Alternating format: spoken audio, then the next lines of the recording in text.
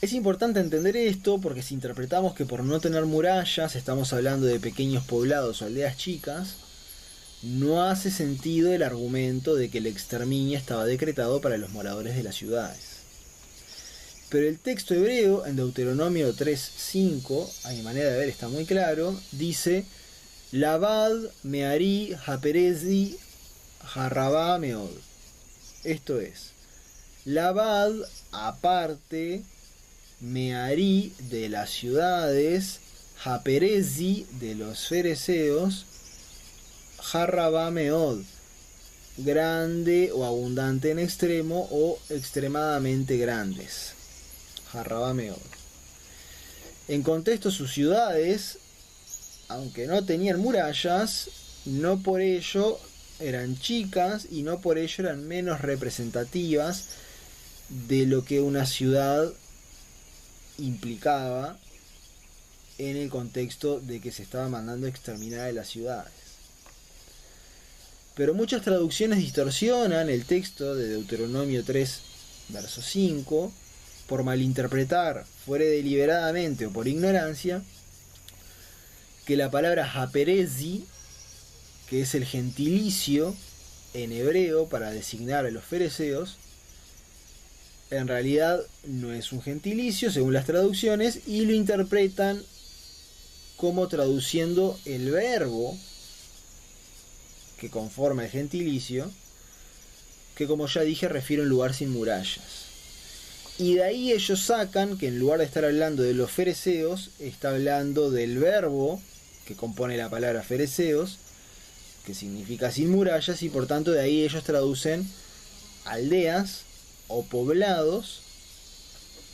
Y luego, que el texto hebreo dice Rabá Meod, grandes en extremo, como no tiene sentido decir poblados o aldeas, que uno asume al decir eso que está hablando de algo chico, como no tiene sentido decir después grandes en extremo, entonces lo arreglan traduciendo Rabá Meod como sin número o muchas, y en contexto, además de muchas poblados o aldeas sin número, y así distorsionan el texto cuando lo que literalmente el texto dice es además de las ciudades de los fereceos grandes en extremo, claramente para cualquiera que entienda hebreo y que entienda el contexto de lo que el texto está diciendo, y que es una contradicción que viene hablando de las ciudades grandes, amuralladas, con cerrojos, excepto las ciudades de los fereceos, que así todo eran grandes en extremo.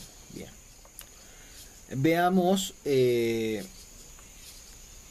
un poco, para entender este error, cómo es que Pérez o Ferez en hebreo, donde surge el término fereceos, refiere a ciudades no amuralladas, en algunos textos, para entender de dónde surge este error después de las traducciones en Deuteronomio 3:5.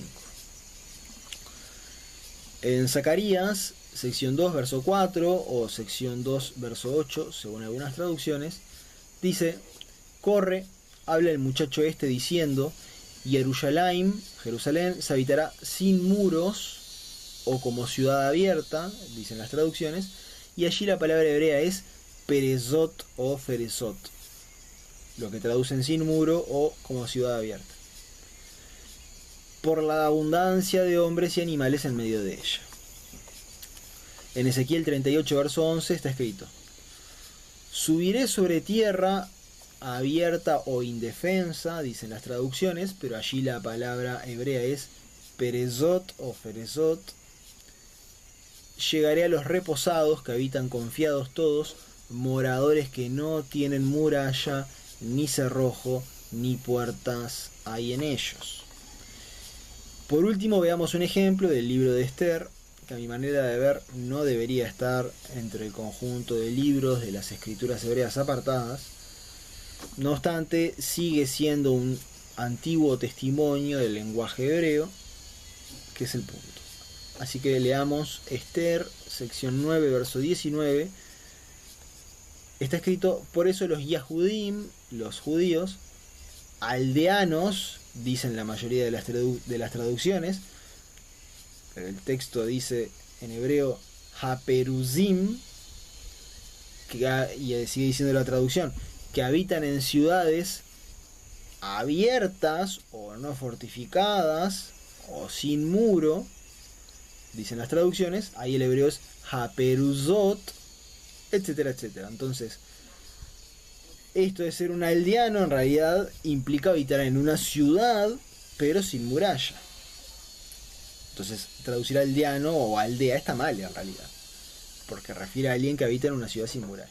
Pero que en Deuteronomio 3.5 el término Haperezi designa específicamente a los fereceos, se deja ver por la terminación en yad de la palabra, o sea, en la letra i, y por la presencia del artículo ha al inicio de la misma. Forma propia del hebreo para usar los gentilicios. Por ejemplo, en Éxodo 3.8, cuando dice al lugar del cananeo, ahí el hebreo dice Hakenani, o sea, Hakenani, el gentilicio para hablar del cananeo. Del eteo, Hajeti,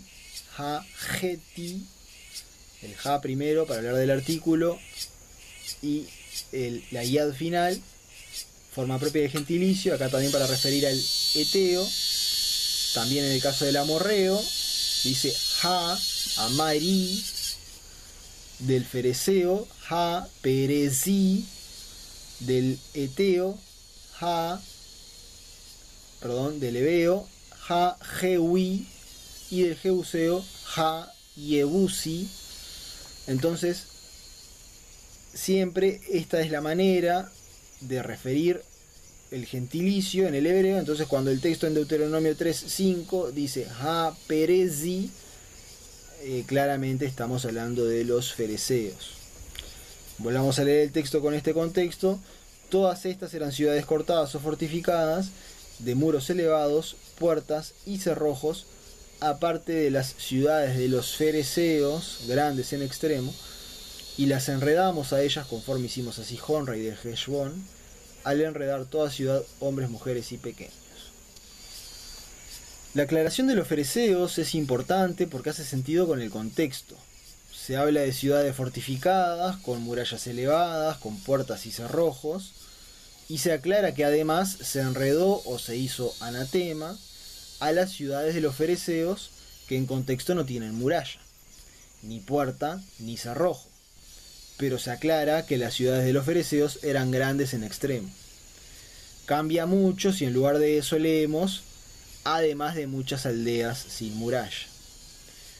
Pero que es conforme yo traduzco, además de que es obvio por la presencia del gentilicio, haperezi, en hebreo, y por el contexto, también es algo que se respalda por la versión griega de las escrituras, que en esa parte dice Feresaion, que así tal cual está escrito, Feresaion, siempre aparece en el texto griego para hablar de los fereceos. Por ejemplo, en Éxodo 3.8, en Éxodo 3.17, en Éxodo 3c, verso 5, y en Nehemías, sección 9, verso 8, aparte de Deuteronomio, sección 3, verso 5.